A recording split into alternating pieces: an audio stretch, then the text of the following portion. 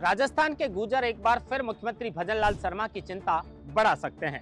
8 जून को गुर्जरों ने जो महापंचायत की थी उसमें सरकार की ओर से ये वादा किया गया था कि गुर्जरों की मांगों को 60 दिन में पूरा कर दिया जाएगा।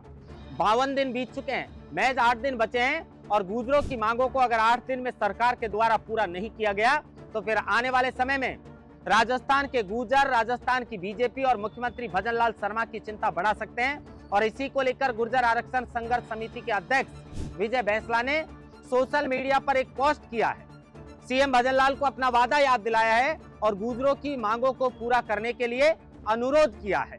गुर्जरों ने अपनी मांगों को लेकर लगभग 2 दशक से लगातार ये लड़ाई लड़ी और अब जिस तरीके से बीजेपी ने उनसे वादा किया है, अगर बीजेपी ने उनका वादा पूरा नहीं किया तो फिर आने वाले समय में राजस्थान की बीजेपी सरकार की चिंता गुर्जर बढ़ा सकते हैं। इस खबर पर विस्तार से आगे बातचीत करेंगे कि क्या कुछ मामला होगा। लेकिन उसके अलावा रविंदर सिंह भाटी ने मणियारी के मुद्दे को लेकर कुछ दिनों पहले सोशल मीडिया पर पोस्ट किया। मणियारी का मुद्दा हम सबको पता है कि किस तरीके से हाई टेंशन लाइन बिछाने को लेकर यह विवाद इतना बढ़ गया कि बेगुनहगारों पर पुलिस ने लाठियां बांधी, महिलाओं को तक नहीं छोड़ा। और इसी को लेकर निर्दलीय शिव विधायक रविंदर सिंह भाटी थाने के बाहर धरने पर बैठ गए थे और उसी को लेकर अब रविंदर सिंह भाटी ने लंबा चौड़ा खत सोशल मीडिया पर लिखा है। क्या कुछ भाटी ने कहा है, इस पर भी विस्तार से बातचीत करेंगे। लेकिन नरेश मीणा जेल से बाहर आखिर कब आएंगे? नरेश मीणा अब जिस मामले में जेल के अंदर गए हैं उस मामले में नरेश मीणा की जल्द जमानत हो सकती है, इस पर भी विस्तार से बातचीत करेंगे। लेकिन उसके अलावा राजस्थान में मंत्रिमंडल का विस्तार और फेरबदल अब जल्द हो सकता है। कहा जा रहा है कि 10 से 12 मंत्रियों की छुट्टी भी की जा सकती है और अगस्त के महीने में राजस्थान में मंत्रिमंडल का विस्तार और फेरबदल होना तय माना जा रहा है। कौन ऐसे मंत्री हैं जिनकी छुट्टी हो सकती है? क्योंकि प्रधानमंत्री मोदी से राजस्थान के मुख्यमंत्री भजनलाल शर्मा की जो 40 मिनट तक की मुलाकात हुई है, अब कहा जा रहा है कि मुलाकात में राजस्थान में मंत्रिमंडल विस्तार को लेकर हरी झंडी मिल चुकी है और भजनलाल शर्मा भी जिस मंत्रियों के कामकाज से खुश नहीं है उनका ब्यौरा प्रधानमंत्री के सामने सौंप चुके हैं और कई मंत्रियों की छुट्टी भी की जा सकती है और कई नए विधायकों को जो है वो मंत्री बनने का मौका मिल सकता है। राजस्थान में मंत्रिमंडल विस्तार की खबर पर विस्तार से चर्चा करेंगे। लेकिन भारतीय सेना की एक ऐसी तस्वीर मेरे सामने आई जो सेवानिवृत्त कर्मचारी हैं सूबेदार से महेंद्र सिंह फौजी, जो फिलहाल जयपुर में सिटी पार्क में अपनी सर्विस दे रहे हैं। अब इन्होंने एक ऐसा सराहनीय काम किया है जिसको लेकर मेरे से खुद से नहीं रुका गया कि उनका जिक्र राजस्थान डायरी में नहीं करूं। वैसे भी मैं भारतीय सेना को बहुत पसंद करता हूं। जिस तरीके से भारतीय सेना डिसिप्लिन में रहती है, फौजी परिवारों को आप देख लीजिए कि किस तरीके से अनुशासित रहते हैं और चाहे ये सेवानिवृत्त हो जाएं लेकिन उसके बाद भी ये जीवन भर जिस तरीके से आर्मी में लोग डिसिप्लिन में रहते हैं, सेना में उन तौर तरीकों को ये ताउम्र नहीं भूल पाते हैं। और एक सराहनीय काम महेंद्र फौजी ने किया है सिटी पार्क के अंदर, उस पर भी आज राजस्थान डायरी के अंदर विस्तार से चर्चा करेंगे। नमस्कार, आप देख रहे हैं लोकमत हिंदी और मैं हूं आपके साथ महेंद्र मासरोटा।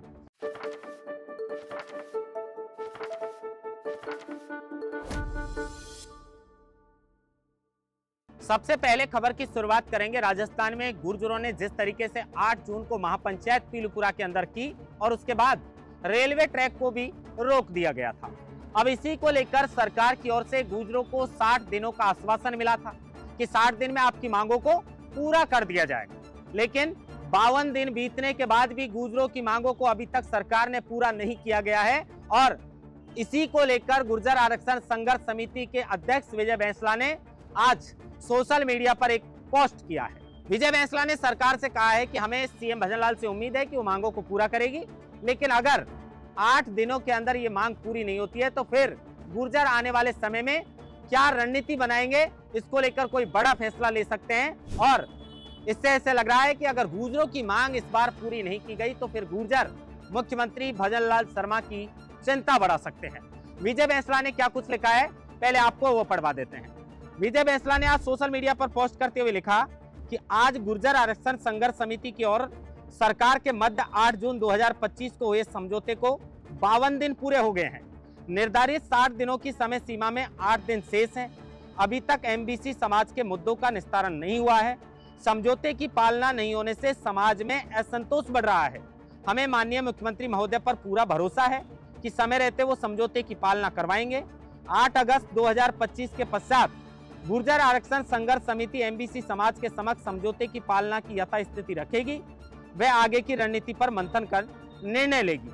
यानी साफ तौर पर विजय बैंसला ने गुर्जरों की ओर से, क्योंकि विजय बैंसला गुर्जरों की जो संघर्ष समिति है उसके अध्यक्ष हैं, उन्होंने कह दिया है कि 8 दिन का समय सरकार के पास बचा है। सरकार ने हमारी मांगों को पूरा करने के लिए 60 दिन का समय दिया था, और अगर इस बार भी गुर्जरों के साथ ये धोखा होता है कि उन्हें आश्वासन मिलता है और हर बार उनका भरोसा तोड़ दिया जाता है, और अगर ऐसा इस बार हुआ तो फिर सारे गुर्जर मिलकर कोई आगे की रणनीति तय करेंगे, और इस बार अगर गुर्जरों की मांगों को पूरा नहीं किया तो फिर ये रणनीति सरकार की नींद उड़ाने वाली भी कर सकते हैं।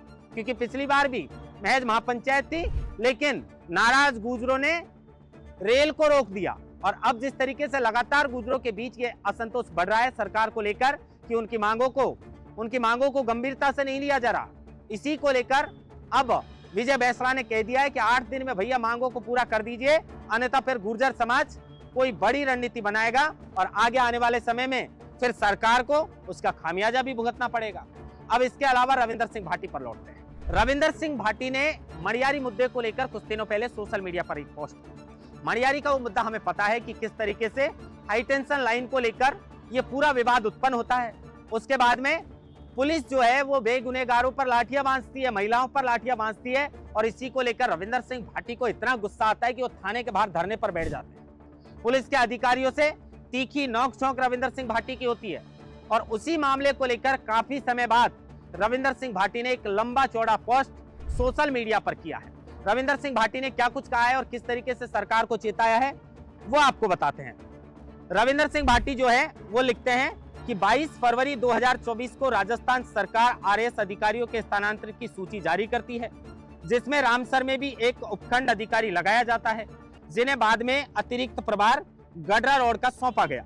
रामसर आने के बाद अधिकारी महोदय ने अपने पद का दुरुपयोग करते हुए जमीनी घोटाले, सोलर कंपनियों के साथ सांठगांठ करके मासूम किसानों की जमीनों पर हाई टेंशन लाइन की अनुमति प्रदान करना, सीमावर्ती संवेदनशील क्षेत्र की जमीनों का क्रय विक्रय करने, मनियारी गांव में स्वयं द्वारा किसानों और महिलाओं को धमकाना, अभद्र व्यवहार करना और उसके अलावा मारपीट करने के कारण राजस्थान सरकार ने 19 मई 2025 को एपीओ कर दिया था।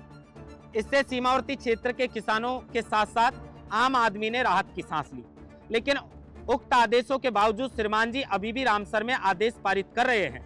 10 जुलाई 2025 को गडरा उपखंड कार्यालय से एक नेकबंदी का आदेश जारी किया गया, जिसमें पीठासन अधिकारी का नाम अंकित है।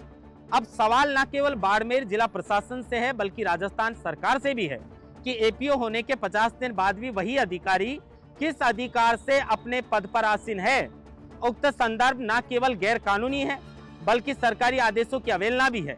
सरकार इस कुकृत्य हेतु किसे जिम्मेदार मानती है? क्या रामसर और गडरा रोड जैसे संवेदनशील और सामरिक जो महत्व वाले उपखंड के जो अधिकारी हैं वो एपीओ होने के बाद भी वहां से आदेश जारी कर सकते हैं? रविंदर सिंह भाटी ने कहीं ना कहीं ये बड़ा सवाल जो है वो एपीओ हुए अधिकारी के लिए सरकार से और जिला प्रशासन से पूछा है कि भाई इतने दिन बाद भी कैसे वो अधिकारी आदेश जारी कर रहा है, किसकी सह है इसके साथ। अब इसको लेकर सरकार को रविंदर सिंह भाटी ने जिस तरीके से चेताया है, या तो सरकार इस अधिकारी के खिलाफ कोई एक्शन लेती है, अन्यथा फिर रविंदर सिंह भाटी किस तरीके से आने वाले समय में इसको लेकर विरोध प्रदर्शन करेंगे उसका भी इंतजार रहेगा। लेकिन कहीं ना कहीं ये बड़ा मामला है जैसलमेर बाड़मेर के लोगों के लिए। इस पर सरकार को गंभीरता दिखाते हुए इस अधिकारी के खिलाफ कार्रवाई करनी चाहिए कि आखिर ये अधिकारी आज भी एपीओ होने के बाद कैसे ऑर्डर पारित कर रहा है। अब इसके अलावा नरेश मीणा पर चर्चा करते हैं, फिर मंत्रिमंडल विस्तार पर लौटेंगे। नरेश मीणा 8 महीने बाद जेल से बाहर आते हैं। जनसंघर्ष यात्रा है वो जनक्रांति यात्रा का आगाज करते हैं, और जनक्रांति यात्रा पर रास्ते में ब्रेक लग जाता है और जनक्रांति यात्रा से वो सीधा झालावाड़ की स्कूल की जो छत गिरती है उस मामले में आते हैं। झालावाड़ के अस्पताल के बाहर कहा जा रहा है कि वो जिस तरीके से उग्र प्रदर्शन करते हैं उसमें मरीजों को काफी परेशानियों का सामना करना पड़ता है और डीन के द्वारा एफआईआर दर्ज कराई जाती है, और उसी मामले में 8 अगस्त तक नरेश मीणा को जेल में भेज दिया जाता है। अब ये एसडीएम अमित चौधरी को थप्पड़ मारने का मामला नहीं है, ना समरावता में जो हिंसा और उपद्रव फैली वो मामला है। उस मामले में जमानत पे बाहर नरेश मीणा आ चुके थे। अब इस मामले में 8 अगस्त तक नरेश मीणा को जेल भेजा गया है, तो ऐसा लग रहा है कि 8 अगस्त के बाद जल्दी जो है वो नरेश मीणा जेल से बाहर आ सकते हैं, क्योंकि ये मामला इतना बड़ा मामला नहीं है और इसी को लेकर कहा जा रहा है नरेश मीणा के समर्थक चाहते हैं कि वो फिर से जेल से बाहर आए और अपनी जन क्रांति यात्रा को कंटिन्यू करने चाहिए।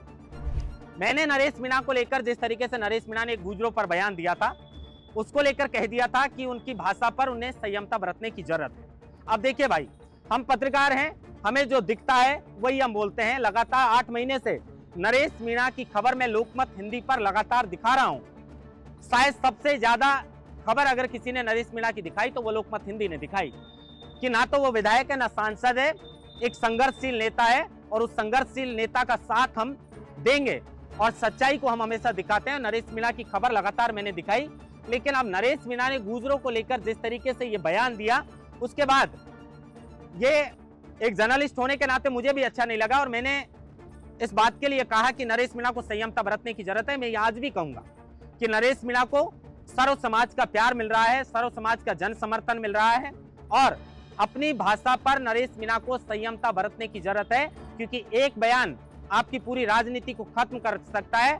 जिस तरीके से एक घटना की वजह से, एक मामले की वजह से नरेश मीणा को लंबे समय तक जेल में रहना पड़ा था, तो अब नरेश मीणा जल्द जेल से बाहर आ सकते हैं। लेकिन नरेश मीणा को बाहर आने के बाद भी अपनी भाषा पर संयमता बरतने की जरूरत है और किसी भी समाज के बारे में इस तरह से टीका टिप्पणी करने से नरेश मीणा को बचना चाहिए। अगर ऐसा करेंगे तो उनके राजनीतिक करियर में उन्हें ज्यादा फायदा पहुंचेगा। अब इसके अलावा मंत्रिमंडल विस्तार और मंत्रिमंडल फेरबदल की खबर पर चर्चा करें। प्रधानमंत्री नरेंद्र मोदी से राजस्थान के मुख्यमंत्री भजनलाल शर्मा की जो मुलाकात होती है, उस मुलाकात के बाद अब ऐसा कहा जा रहा है कि राजस्थान में मंत्रिमंडल फेरबदल और विस्तार के लिए हरी झंडी भजनलाल शर्मा को मिल चुकी है। राजस्थान में जब से सरकार बनी थी तब से लगातार इस बात की चर्चा थी कि कब मंत्रिमंडल में विस्तार किया जाएगा, कब मंत्रिमंडल में विस्तार किया जाएगा। लेकिन अब ऐसा लग रहा है कि अगस्त के महीने में, यानी इस महीने में कहा जा रहा है कि पूरे चांस हैं राजस्थान में मंत्रिमंडल का विस्तार किया जा सकता है। मुख्यमंत्री भजनलाल शर्मा ने जो 40 मिनट तक प्रधानमंत्री मोदी से मुलाकात की है, इस मुलाकात के अंदर उन्होंने मंत्रियों के कामकाज का ब्यौरा भी प्रधानमंत्री के सामने रखा है। शायद उन्हें इस बात को लेकर भी हरी झंडी मिल गई होगी कि जिन मंत्रियों के कामकाज से मुख्यमंत्री खुश नहीं है, जनता खुश नहीं है, उनकी छुट्टी करने ही जो है वो ठीक रहेगा। और इसको देखकर ऐसा लग रहा है कि आने वाले समय में जो मंत्रिमंडल का विस्तार होगा उसमें लगभग 10 मंत्री ऐसे हो सकते हैं जिनकी मंत्री जो पद है उससे छुट्टी की जा सकती है। कई ऐसे विभाग हैं जिनके मंत्रियों के कामकाज से जनता भी जो है वो खुश नहीं है और कहा जा रहा है कि उन मंत्रियों की छुट्टी की जा सकती है और कई नए मंत्री बनाए जा सकते हैं। किरोड़ीलाल मीणा का भी विभाग बदला जा सकता है। अब इंतजार करना पड़ेगा, लेकिन ऐसा माना जा रहा है कि अगस्त के महीने में मंत्रिमंडल का विस्तार लगभग किया जाना तय माना जा रहा है। अब इसके अलावा भारतीय सेना की आपके पास भी ऐसी कोई तस्वीर है तो आप कमेंट्स में बताइए, हम जरूर उसका जिक्र करेंगे। मैं भारतीय सेना का तन मन धन से जो है वो शुक्रिया भी अदा करना चाहता हूं और मैं इज्जत भी करता हूं, क्योंकि भारतीय सेना में जो फौजी होते हैं मैं बहुत इज्जत इसलिए करता हूं कि वो डिसिप्लिन के लिए तो जाने जाते हैं। जयपुर के सिटी पार्क के अंदर महेंद्र सिंह फौजी जो रिटायर्ड हैं आर्मी से, सूबेदार के पद से, उन्होंने एक ऐसा सराहनीय काम किया जो तस्वीर आप स्क्रीन पर देख रहे हैं। एक युवक है जिसके पर्स जो है वो सिटी पार्क के अंदर गिर जाता है, कई हजार रुपए इसमें रहते हैं और इसी को लेकर चाहते तो वहां के कर्मचारी इन पैसों को नहीं सौंपते, लेकिन इन्होंने पैसे सौंपकर जिस तरीके से एक मिसाल पेश की है, इस बात की अब चर्चा जोरों पर है कि भारतीय सेना के जो जवान हैं वो रिटायर होने के बाद भी अपने नियम धर्म भूलते नहीं है, ताउम्र वो उसी डिसिप्लिन में जीना पसंद करते हैं। और यही सराहनीय काम महेंद्र फौजी ने किया है, जो फिलहाल सिटी पार्क में काम करते हैं और सिटी पार्क के अंदर कोई पर्यटक जो है वो घूमने के लिए आता है, उसके पैसे वहां पर गिर जाते हैं और उनको वापस लौटाकर ये जो सराहनीय काम इन्होंने किया है, इस सराहनीय काम के लिए लोग इनकी जमकर तारीफ भी कर रहे हैं। ऐसा काम करना भी चाहिए। और महेंद्र फौजी ने जिस तरीके से ये पैसे लौटाए जो आप स्क्रीन पर देख रहे हैं, ये पैसे लौटाने का जो काम इन्होंने किया है, फिर से भारतीय सेना की जो इज्जत मेरे मन में है, हम सब भारतीय सेना की इज्जत करते हैं और सम्मान भी करते हैं, क्योंकि फौजी जो परिवार होते हैं उनको भी आप देखिएगा, गांव में भैया जिस घर में फौजी होता है उसका परिवार अलग ही डिसिप्लिन में रहता है। अब ये सूबेदार से रिटायरमेंट है और सूबेदार से रिटायर होके किस तरीके से आज भी भारतीय सेना का सीना चौड़ा करने का काम कर रहे हैं कि फौजी कभी बेईमान नहीं हो सकता। इस बात की इन्होंने जीता जागता उदाहरण दिया है और एक बड़ी मिसाल दी है और फिर से भारतीय सेना का सीना चौड़ा किया है। महेंद्र मास्टर, लोकमत हिंदी, जयपुर।